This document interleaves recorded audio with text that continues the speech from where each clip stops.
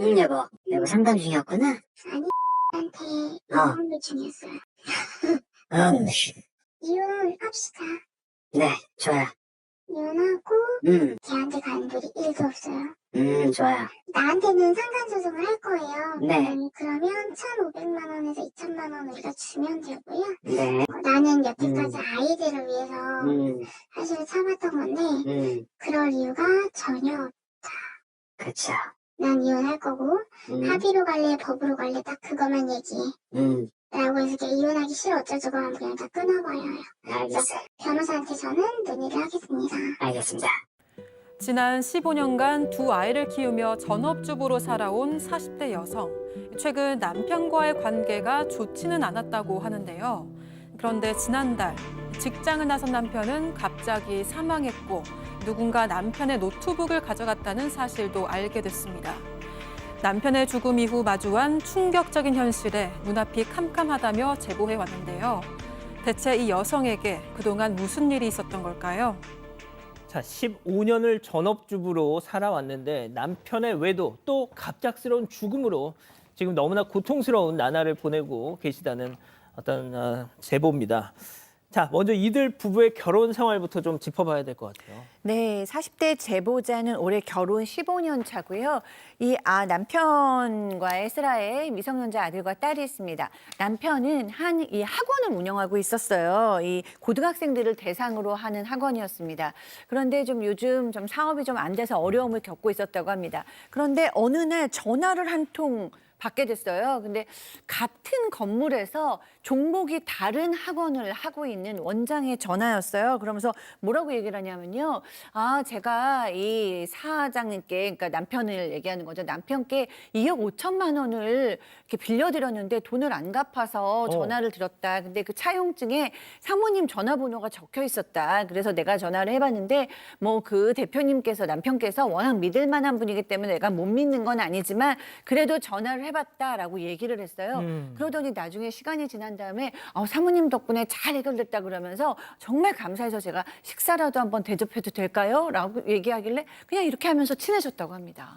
자, 돈 2억 5천만 원을 빌려줬다. 그런데 뭐가 됐든 너 잘 해결됐다라고 또 전화가 왔으니까 그냥 뭐 그런가 보다 하고 넘어가셨던 것 같은데, 자, 그런데 그 즈음 그 남편, 학원 원장인 남편한테서 이상한 얘기도 했다면서요? 네, 제보자에 따르면 그 일이 있기 바로 얼마 전에요. 이 남편이 갑자기 재산을 다 정리를 하고 기부와 봉사를 하고 싶다. 이런 말을 했었다고 합니다. 그러면서 번아웃이 온 것 같다면서 성직자가 되고 싶고 앞으로 기부하는 삶을 살고 싶다. 아이들이 다 클 때까지 생활비는 주겠지만 너는 나에게 의지하지 말고 너의 삶을 살아라. 이런 이야기를 했다고 하는데요. 아내한테. 네, 제보자는 너무 당황했지만 좀 결혼 15년 차라서 권태기가 왔나 생각을 하고 좀 설득하고 잘 달래서 안정을 찾아야겠다 이렇게 생각하고 있었다고 합니다.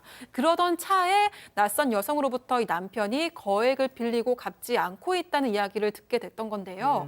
그런데 이 여성과 친해지면서 남편과의 갈등도 자연스럽게 털어놓게 됐습니다. 근데 이 여성은 내가 관계 회복을 도와주겠다 이렇게 나섰다고 하는데요. 실제로 그 즈음에 남편은 학원 운영비가 부족하다는 이유로 차를 가져가거나 이 제보자의 폐물과 가방 등을 달라고 재촉해서 급하게 준 적이 여러 번 있었다고 합니다. 자, 남편이 갑자기 재산을 다 처분하고 성직자가 되겠다고 하질 않나. 돈이 필요하다고 집안에서 폐물을 가져가질 않나. 그런데도 이제 이 아내분은 권태기인가 보다. 자, 그렇게 좋게 생각하려고 했어요. 그리고 또 그 이웃한 학원 원장, 여성 원장이 아유, 내가 잘 중간에서 이렇게 해줄게. 막 이랬다는 거죠. 자, 그런데 아무튼 그 와중에 갑자기 무슨 졸혼 합의서. 맞습니다. 이 아내가 되게 노력했음에도 불구하고 남편은 가출을 감행하고요. 이 아내가 지금 얘기했던 어떤 여성 학원 원장, 남편하고 같이 근처에서 일했던 학원 원장인데 학원 원장하고 친분 관계가 두터워졌습니다. 이유는 뭐냐면 남편이 대화를 거부하니까 이 아내는 그 학원 원장하고 소통을 했던 것 같아요. 남편한테 뭐 물어보려면. 그런 상황에서 이 학원 원장이 얘기하기를 자신은 법무사 자격증을 갖고 있고 자신의 남편은 변호사다 이렇게 얘기를 했다고 합니다. 그래서 고민 상담을 했는데 지난해 연말이죠. 연말에 가출 중이던 남편이 갑자기 졸혼합의서 쓰자고 얘기를 했다고 하는데 졸혼합의 쓰자고 얘기를 하면서 그 학원 부부 학원 원장 부부를 증인으로 내세우자라고 얘기를 했다라고 합니다. 그러니까 좀 아내 입장에서는 잘 됐다. 그렇게 각서 쓰자. 남편이 좀 멀리 있으니까 이 셋이 쓰면 되겠다. 이렇게 이 재촉을 했다고 합니다. 자, 뭐가 됐든 이 제보자 부부의 일에 그 인근 학원 원장, 여성 원장네 그러니까 너무 많은 개입을 하고 있죠. 자, 눈치 빠른 분들은 감이 오셨을 겁니다. 뭔가 수상하죠. 자, 바로 이 제보자의 남편과 외도를 저질렀던 그 상간녀가 그 정말 막 상담해주고 남편 부부관계 얘기에 대해서 막 이런저런 고민 상담을 해줬던 그 학원 원장이었습니다. 자, 대담하게도 이 제보자와 계속 친밀한 관계를 유지하면서 이런 통화도 했다는 건데요.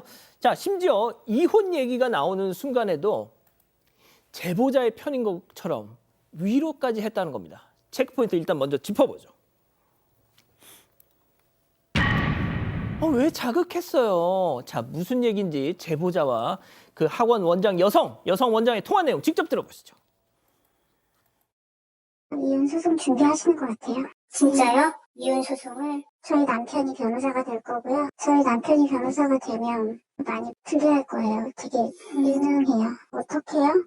혼자 감당할 수 있을지 모르겠네요. 저희 남편 좀 되게 표독스럽고 집요한 사람이에요. 왜 자극했어요? 그걸 내가 가만히 있으라고 했는데 이 얘기 해준 거 알면 저도 이혼당할지도 몰라요. 저기 원장이 바람을 핀 것도 아니고 일을 안 한 것도 아니고 솔직히 객관적으로 법적으로 보면 원장님은 잘못한 게 없거든. 최소한의 것은 나한테 물어도 돼요. 나도 사실은 법무직을 하고 있기 때문에 그래서 더 찹찹한 거예요. 미래가 보이니까. 자, 정리하겠습니다. 그 상간녀, 그 학원 원장, 여성 원장이 이 제보자한테 아유, 남편이 지금 이혼 준비하고 있어. 아유, 그렇게 왜 자극을 하셨어? 내가 가만히 있으라니까. 네. 어떻게 보면 아주 교묘하게 네가 이 빌미를 줬잖아. 뭐 이렇게 책임을 떠넘기고 있어요. 그렇습니다. 굉장히 고상한 말투로 들립니다만 내용을 보면은 상당히 좀 의아한 부분이 있죠. 즉 이혼의 원인이 제보자에게 있는 것처럼 교묘하게 이야기를 하고요. 그러면서 반대로 또 남편 원장은 바람핀 것도 아니고 일을 안 한 것도 아니고 객관적으로 잘못이 없다라고 아예 평가와 판단까지 내려줍니다. 그러면서 전문적인 식견이 있는 것처럼 행세를 하는데요. 그런데 여기서 또 하나 좀 확인해 봐야 되는 게 있습니다. 아까 조론 합의서 썼다고 그랬잖아요. 그때 자기는 법무사고 남편은 변호사다 이렇게 얘기했잖아요. 그때 이 남편 어디 있는지 잘 모르겠습니다. 확인이 안 됐고요. 그리고 그런데도 계속 남편 얘기를 하는 거예요. 자신의 남편을. 내가 이렇게 여러 가지 조언해 주는 거 우리 남편이 알면 나도 이혼당할 수 있다. 이런 얘기 했습니다만 변호사 남편의 실체는 확인된 바가 없고요. 이런 것들을 종합적으로 고려해 보니까 이 제보자는 이렇게 생각을 하는 겁니다. 혹시 이 여성이 남편과 불륜관계인데 일부러 자신한테 제보자에게 접근을 해가지고 이 부부 일에 깊숙이 관여한 거 아니냐. 애초부터 계획적으로 의도적으로 접근한 거 아닌가라는 생각을 하고 있습니다. 자, 상간녀가 아내한테 의도적으로 계획적으로 접근했다. 자, 제보자께서는 이렇게 생각한 이유가 있었습니다. 바로 그 상간녀와 남편과의 통화 내용에서 그 단서를 찾을 수 있었다고 하는데요. 그것도 한번 들어보시죠. 여보 상담 중이었구나. 아니 한테 이혼 요청이었어요. 이혼합시다. 네, 좋아요. 이혼하고 걔한테 가는 길이 1도 없어요. 좋아요. 나한테는 상간소송을 할 거예요. 네. 그러면 1,500만 원에서 2,000만 원 우리가 주면 되고요. 네. 나는 여태까지 아이들을 위해서 사실 참았던 건데 그럴 이유가 전혀 그쵸. 난 이혼할 거고 합의로 갈래 법으로 갈래 딱 그것만 얘기해. 라고 해서 이혼하기 싫어 어쩌저쩌고 하면 그냥 다 끊어버려요. 알겠어요. 변호사한테 저는 논의를 하겠습니다. 알겠습니다. 야, 이게 들어보니까 그 상간녀한테 이 남편이 여보라고 합니다. 여보 상담 중이었구나. 야, 교수님 어떻게 들으셨어요, 이 통화 내용? 네, 너무 소름 끼치네요. 네, 일단 말투가 너무 천천히 아주 누가 보면은 정말 선의의 활동을 하는 것 같이 예쁘고 고상하게 진짜 무슨 초등생 친절하게, 가르치듯 친절하게 조곤조곤 얘기를 하는데 내용을 보면 다 거짓말이고 그리고 지금 자기 남편 아닌데 이제 여보라고까지 얘기하면서 보면 다 지시를 하고 아주 구체적으로 오더를 내리고 있어요. 이렇게 하세요, 이렇게 하세요. 그리고 이제 그 내용도 법무사도 아닌데 본인을 법무사라고 얘기하고 좀 너무 소름 끼치는데요. 어쨌든 이 제보하신 분도 이런 걸 들으면서 얼마나 놀라셨겠어요. 그런데다가 중간에서 이간질도 했다고 합니다. 이 지금 우리가 들은 내용보다 훨씬 많은 내용이 녹취 파일에는 있대요. 그런데 중간에서 이 남편한테는 당신 안에 다른 남자 있는 것 같다.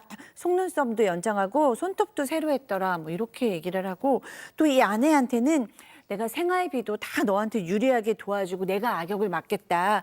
아까 그런 말투로 얘기를 했겠죠? 뭐 이렇게 하고요. 그다음에 이제 남편한테는 또 위치 추적도 당할 수 있으니까 휴대폰 관리 잘하고 휴대폰 끄고 다녀라 이렇게 얘기도 했다 그러고요.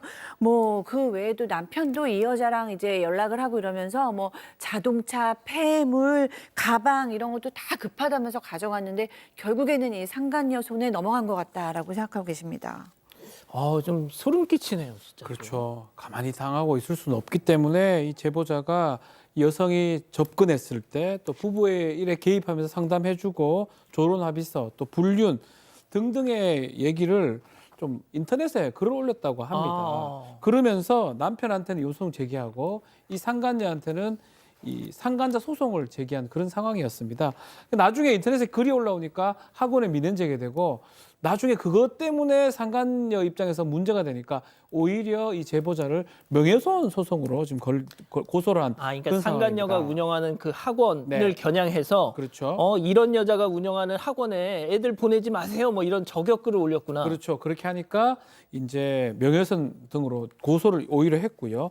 그 상간녀 주장에 따르면 남성이 이제 아내하고 이혼을 준비 중이라고 해서 그때부터 호감 표시를 하니까 2024년 12월부터 교제를 시작했다라고 얘기를 하고 있는 상황이고 이 여성한테 제보자한테는 남편과 사이좋게 해준다고 한 적이 없다라고 하고 또 자신한테는 배우자도 없고 자신의 남편에 대해서 이야기한 적도 없다라고 얘기한 상황입니다. 자, 그런데 이제 이 사안을 왜 저희가 이런 귀한 시간에 전해드리냐면 이 제보자와 상간녀 남편 간에 지금 저희가 전해드린 법적 다툼이 한창이던 그때 남편분이 갑자기 세상을 떠납니다. 대단히 충격적인 사건입니다. 지난달 초에 남편이 차량 안에서 숨진 채 발견됐는데 유서가 있었어요. 유서의 내용은 제보자에게 아내에게 상간녀와 더 싸우지 말아라. 다 내 잘못이다. 이렇게 말하면서 어린 두 자녀 남겨두고 세상을 떠났습니다. 제보자는 그 자체가 굉장히 원망스러울 수밖에 없습니다. 그런데 더 큰 충격이 있습니다. 바로 재산적인 부분인데요. 상간녀에게 현금 7억 원, 부동산 3억 원, 합해서 10억 원 정도의 재산을 넘겼다. 이렇게 제보자는 파악을 하고 주장을 하고 있습니다. 또 그뿐만 아니라 상간녀도 본인 학원 운영하고 있었잖아요. 직원을 통해서 숨진 남편의 노트북을 몰래 훔치도록 했다. 단순한 주장이 아니라 이거 영상으로 카메라에다 촬영이 돼 있거든요. 그래서 아내는 이렇게 생각을 하는 거죠. 이 모든 게 상간녀가 생전에 남편을 가스라이팅해서 재산을 다 뺏어간 거 아니냐. 그래서 지금 현재 생활이 너무 힘들다. 이런 호소를 하고 있습니다.